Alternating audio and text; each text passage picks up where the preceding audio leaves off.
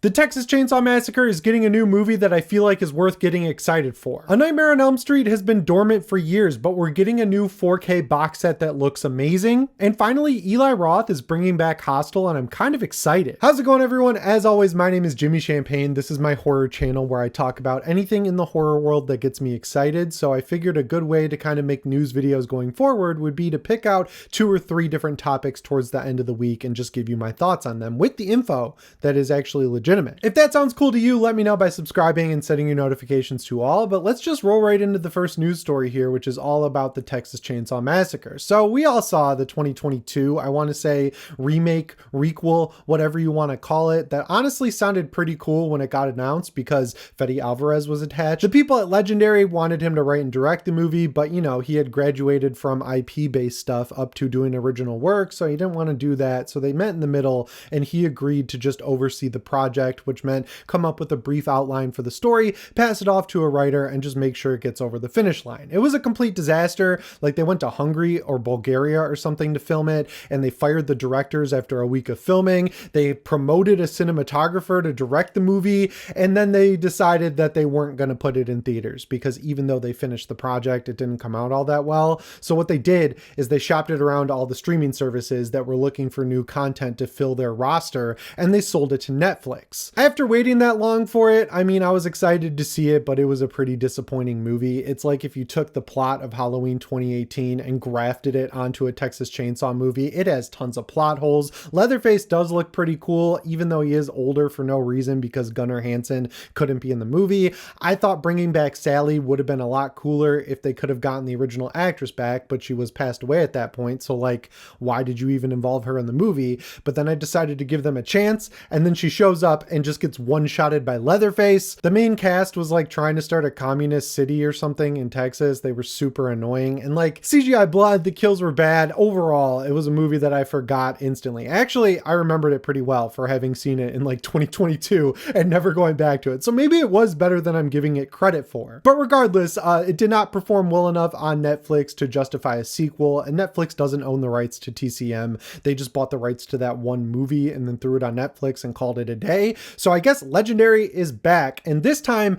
they want to do it right. So they've been taking pitches for the past month or so from a bunch of different creative film teams, one of them including Taylor Sheridan, the guy who makes Yellowstone. I don't watch a lot of TV. I love Yellowstone. It reminds me of The Walking Dead because it starts really strong and then gets absolutely insane by the end of it, but I love The Walking Dead too. So like, if Taylor Sheridan, who made great movies like Wind River, Hell or High Water, and Sicario, got to do that movie, I think it could turn out pretty cool. It would honestly probably not be a straight up horror movie. It would probably be a drama at that point, but I'd actually be interested in seeing that. In addition to Sheridan though, there was another group that honestly got me really excited because it was Roy Lee, who's like a longtime horror producer. He's produced some of the movies I grew up watching. Like, I'm pretty sure Freddy vs. Jason was all his project, and I am firmly in the belief that Freddy vs. Jason is criminally underrated, and it's such a good looking glass into what we could have had if people actually showed up for those movies back in the day. If he got the rights, he would use JT Molnar as the director. I've never heard of this guy. I guess he has a new movie coming out called The Long Walk, which honestly looks pretty good. But the thing that got me really excited is that the actor who would be executive producing and starring in the movie is Glenn Powell. So I watch a lot of movies besides horror. I love Glenn Powell. I love Top Gun Maverick so much. I love Twisters. I love everything this dude is in. He's really big on filming in Texas. He's been doing those ads with Matthew McConaughey trying to get people to film in Texas. He just seems like a good dude. I think he's great in every movie he's in, and he has that Texas hometown sort of vibe to him because he's from Texas and he lives there now. So I think he would be great as the star of a new Texas Chainsaw Massacre movie. You know, he grew up in Texas, he lives there now, he wants to get his hands on the franchise. I say let him, mainly because it's not like anyone else all that great is lining up to do a Texas Chainsaw Massacre movie. Honestly, the franchise is kind of cursed. Like, you got the first movie and the second movie, which are both really good. Like, the first movie is a masterpiece. The second one is just an enjoyable 80s horror slasher movie. I think the remake in 2003 is also excellent. I go back and watch that every summer.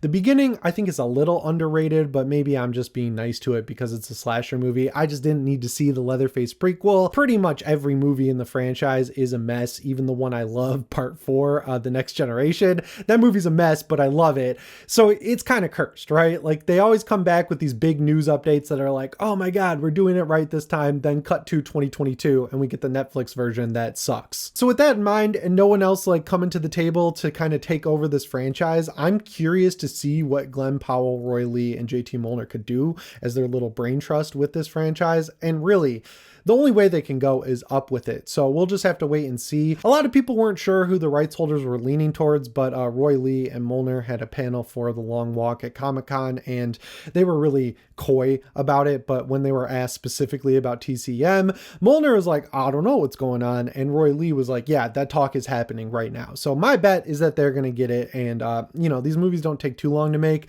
I just hope they shoot it in Texas because I'm sick of seeing horror movies shot in Bulgaria or Hungary. But yeah, speaking of slashers that I'd actually like to come back, let's talk about The Nightmare on Elm Street, because what the hell is going on with this franchise? We heard updates like a year ago. I went back and watched my video on it. There was all these talks that the Wes Craven estate was, you know, taking pitches from multiple producers. They were actively working to get things into production. They knew that the fans really wanted to see it. I mean, that's all BS. They don't really care. They just want to make money at the end of the day. But it looked like the ball was rolling, and then we got silence. And it wasn't just like silence on a new movie. It was silence on every front. Like there was no new merch. I mean, they had the classic Spirit Halloween stuff, but like no new movie releases or anything. And it looks like we're seeing a little bit of a glimmer of hope when it comes to A Nightmare on Elm Street, because, you know, Friday the 13th has been gone for 16 years, but they got the game. We got Sweet Revenge coming out. They're working on a new movie and a new game. Nightmare fans, I really feel bad for. And honestly, if I'm being real, I like Halloween, Nightmare, and Friday all the same. So I win either way, and I'd like to see it come back.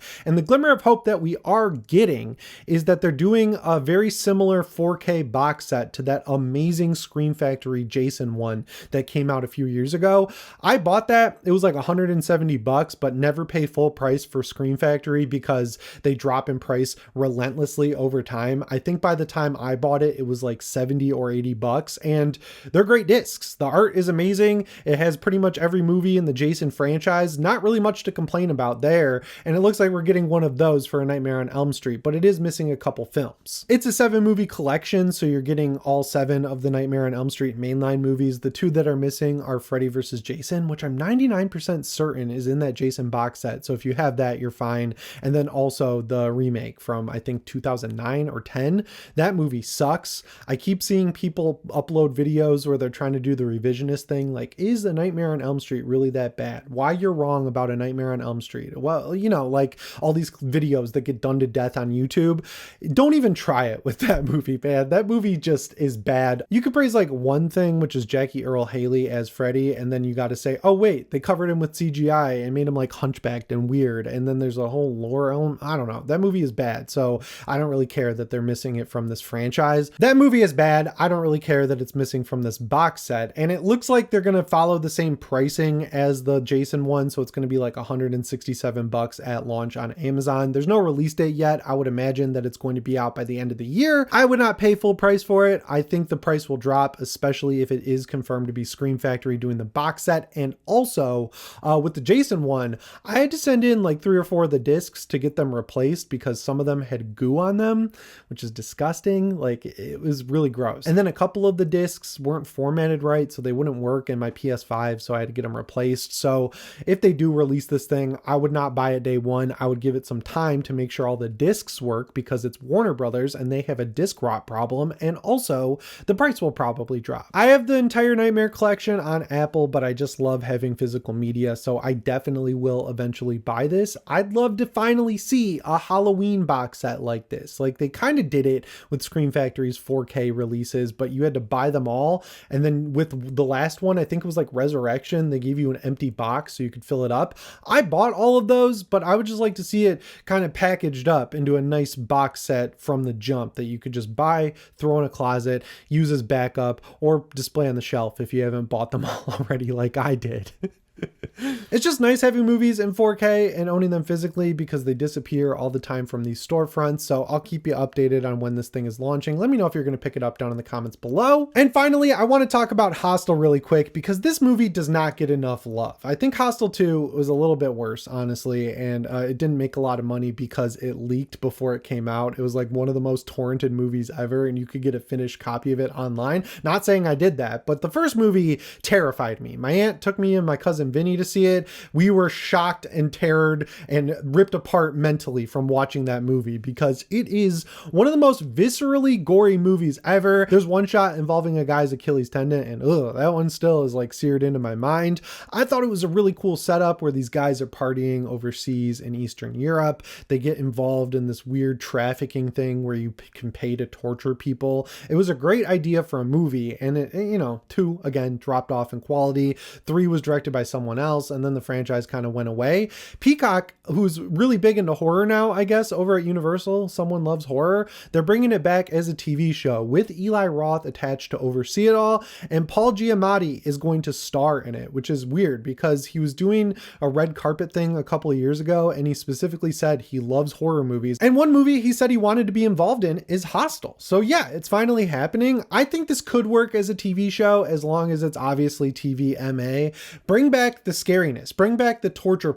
I have to beep that word, but you know what I said. Bring back the gore and what makes stuff actually scary. I know there's a bunch of people on Twitter these days who like want Terrifier to be deleted from the internet because they are just like so mortified by the idea of a classic style slasher movie. I would guess they'll have a problem with whatever Hostel is as long as it follows the tone and formula of the original Hostel. Ignore them. They don't exist. They're on Twitter about movies 24/7 or watching old art films or something like that. I don't know. They don't pay for movies. Even when one comes out that they do like, they'll wait for it to be free on streaming. So don't support them because they're not supporting you. Make Hostel as gory and as crazy as it should be. I know some people kind of like hit or miss on Eli Roth because he's a hit or miss director. I really loved Thanksgiving. That was one of the best slashers I've seen in years. It matched the tone of horror and comedy perfectly. It is a movie that nailed the Thanksgiving holiday. I don't want to say as good as Halloween nailed Halloween because it's not as good as Halloween, but in terms of gore, a cool killer with John Carver that wears a cool mask, some inventive kills,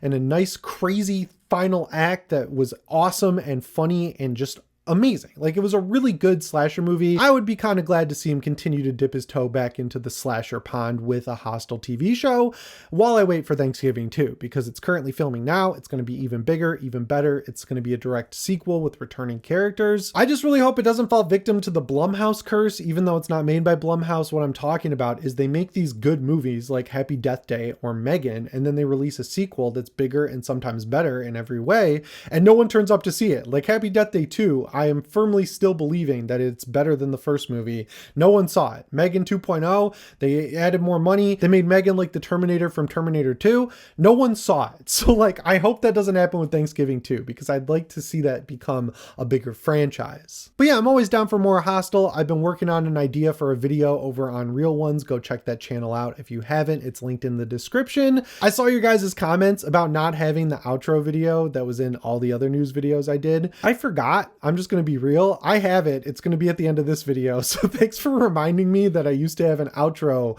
on my videos, because on my channel PS Ready and my other channel Deck Ready, where I do PlayStation news and Steam Deck news, I don't have an outro video. Cortland's making real stuff now, so I can't, force him to make me an outro for all my channels, but it's safe and sound here on the Horror Jimmy Champagne channel. Anyway, guys, that's all I've got for you in this one. As always, my name is Jimmy Champagne. I'll see you in the next one. Thanks for watching, and shape on. Oh, and by the way, I say shape on PS Ready and Deck Ready, and I get comments every video from people like, what the does shape on mean? And I'm like, you had to be there.